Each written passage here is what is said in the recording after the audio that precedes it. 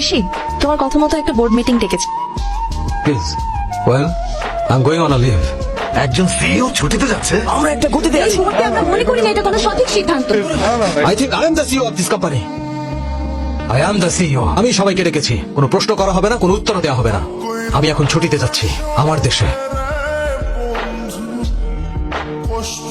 শীর্ষস্থানীয় company অরিজিনের CEO হিসেবে নিযুক্ত হওয়ার পর ঋষি কুমার এই প্রথমবারের মতো নিজ দেশে আসছেন। তার এই হঠাৎ আসার পেছনের কারণ এখনো জানা যায়নি। ঋষি কুমার ইন্ডিয়াতে 6,000 কোটি টাকা ইনভেস্ট করতে এসেছেন। এই কথা কেন বলছেন স্যার? যেটা আমরা জানি সেটা নিউজ, আর যেটা জানি না সেটা ব্রেকিং নিউজ।